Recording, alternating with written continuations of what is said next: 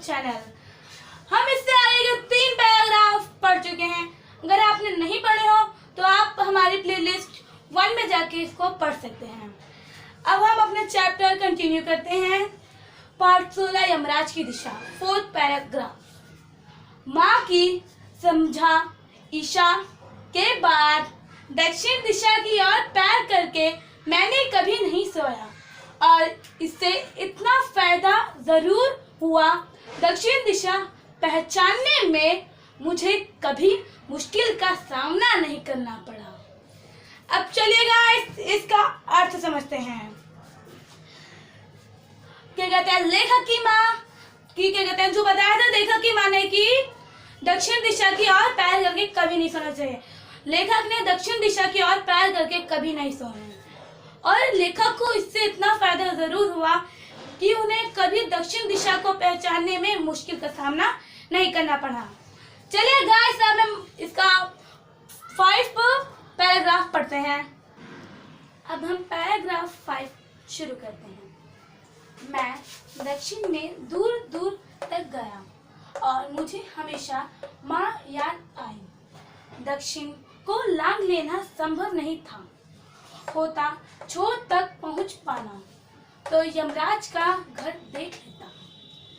अब हम चलो गाइस इसका अर्थ पढ़ते हैं, यानी मीनिंग। जो लेखक थे जब भी वह दक्षिण दिशा की ओर चलते तो उन्हें हमेशा अपनी माँ की याद आती थी और दक्षिण दिशा को लांघ लेना संभव नहीं था। ये सब आप जानते होंगे गाइस कि दक्षिण दिशा को लांघ लेना संभव नहीं है। और लेखक कहते हैं अगर होता तो मैं छोर तक पहुंच पाता। अगर मतलब वो दक्षिण दिशा को लांघ लेना संभव होता तो लेखक सोचते हैं कि मैं छोर तक पहुंच पाता तो मैं यमराज के घर चला जाता और अपनी माँ को ले आता। चलिए गाइस, अब हम अगला पैराग्राफ पढ़ते हैं। चलिए अब हम स्टार्ट करते हैं पैराग्राफ नंबर 6। पर आज जिधर भी पैर करके सो वही दक्षिण दिशा हो जाती है। सभी दिशाओं में यमराज के आलीशान महल हैं और वे सभी में एक साथ अपनी दहकती आंखों सहित विराजते हैं।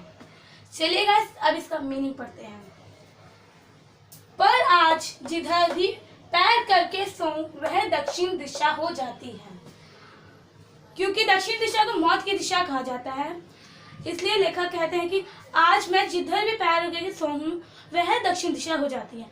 आपको पता है गाइस कि आजकल कभी भी कोई भी दिशा से आके चोर डाकू हमारी हत्या कर सकता है, इसलिए लेखक कहते हैं कि जिधर मैं सोऊं वह दक्षिण दिशा हो जाती है। सभी दिशाओं में यमराज के आलीशान महल है और वह सभी में एक साथ अपनी दहकती आंखों सहित विराजते हैं। चारों दिशाओं में से कभी भी कोई भी चोर गुंडा आके कोई भी मतलब आगे हमारी हत्या कर सकता है, तो इसलिए बोला गया है कि यमराज के आलीशान महल है और ये चारों दिशाओं में यमराज अपनी दृष्टि गड़ाए बैठे हैं, मतलब कि यमराज हमें देख रहे चारों दिशाओं से। अब चलिए अब हम अगला पैराग्राफ पढ़ते हैं, पैराग्राफ नंबर 7। चलिए दोस्तों, अब हम पैराग्राफ नंबर 7 पढ़ते हैं। लेखक बोलते हैं माँ अब नहीं है और यमराज की दिशा भी वह नहीं रही जो माँ जानती थी।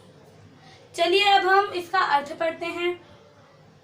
माँ अब नहीं है, लेखक की माँ की मृत्यु हो गई है और यमराज की दिशा भी वह नहीं रही। आजकल कोई भी दिशा से कभी भी आकर कोई भी हमारी हत्या कर सकता है, तो इसलिए यमराज की दिशा दक्षिण दिशा अब नहीं रही, मतलब है लेकिन कोई भी दिशा से कभी भी कोई भी आके हमारी हत्या कर सकता है। और जो माँ जानती थी, उसकी माँ कहती थी ना लेखक की। अब हम कुछ बेसिक पॉइंट पढ़ेंगे। चलिए दोस्तों, चलिए अब हम कुछ बेसिक पॉइंट्स पढ़ते हैं।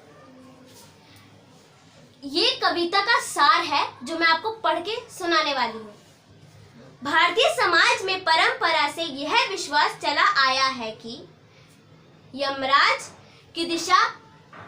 के देवता मृत्यु के देवता हैं और उसका निवास दक्षिण दिशा में है, इसलिए दक्षिण को यमराज की दिशा कहा जाता है। परिवार में बड़े लोग दक्षिण की ओर पैर करके ना सोने की सलाह देते हैं। इसी विश्वास को कविता का विषय बनाया गया है। कवि का मानना है कि आज मृत्यु की दिशा केवल दक्षिण नहीं है। समाज में हत्यारे किसी भी दिशा में बसे हुए हैं। जिधर भी पैर करे वे चाहे तो हमारे मृत्यु की दिशा हो सकती है। आप जानते हैं चारों तरफ से कोई भी हमें आके मार सकता है, इसलिए लेखक ने कहा है आजकल चारों दिशा हमारे लिए दक्षिण की दिशा है। आपको अगर मेरा पढ़ाया हुआ समझ आया हो, अच्छा लगा हो तो प्लीज सब्सक्राइब करें, कमेंट करें एंड लाइक शेयर करें। Okay friends, bye bye. अब मुलाकात होगी नेक्स्ट वीडियो में हमारे अपने स्टडी सर्कल में।